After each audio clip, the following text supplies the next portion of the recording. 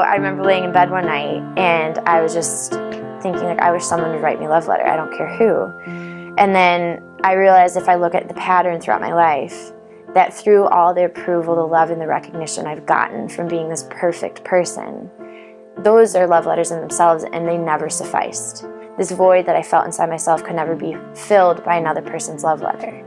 And so then all of a sudden this idea came crashing down on me. I was like, Jillie, write yourself a love letter.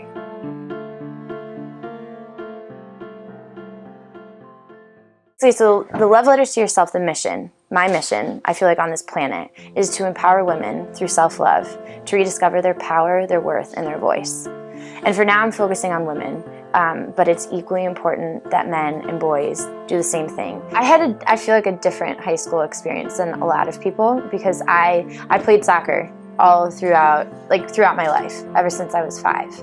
And so I always had the dream and the goal of playing D1 soccer and making varsity as a freshman. And so I was very driven, and I still am to this day, of my goals. So I gave up a lot in high school. So I didn't really go to football games. I skipped out on a few dances.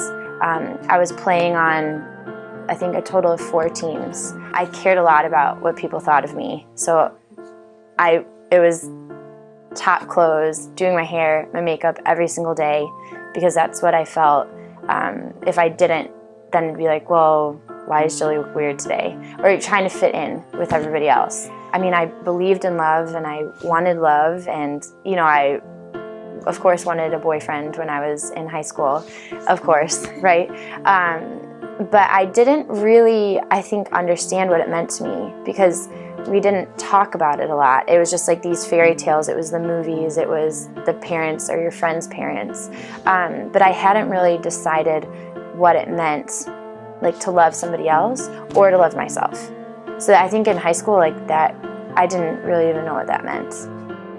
For the first time in college, I had the opportunity to kind of step away from that role that I had played my whole life and be like, who's Jillie? For the first time. And I discovered my individuality.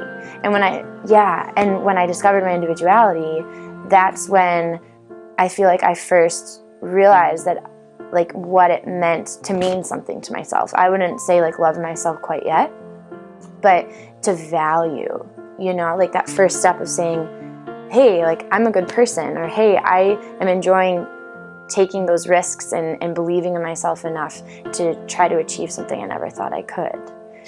I opened an empowerment center called the Malika Charity Empowerment Center with my friend in Peru for women and children.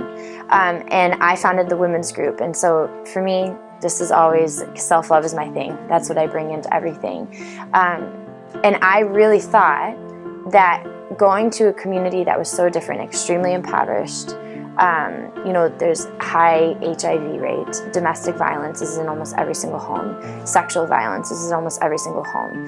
I thought that going down there, the self-love need would be more and different than it would be here. And my experience has been that it's the same. People need it here just as much as they need it there. And the people that need it here need it just as much as people in other countries as well, and other cultures and everything else, because it's an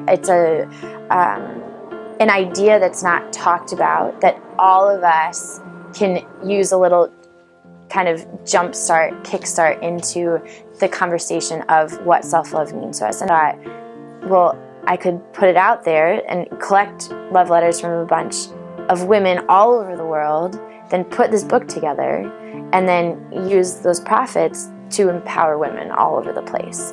And what's so beautiful is that for this love letter, like, society creates these expectations, these standards and regulations of love. Who we're supposed to love, how we're supposed to love, and what love is supposed to look like.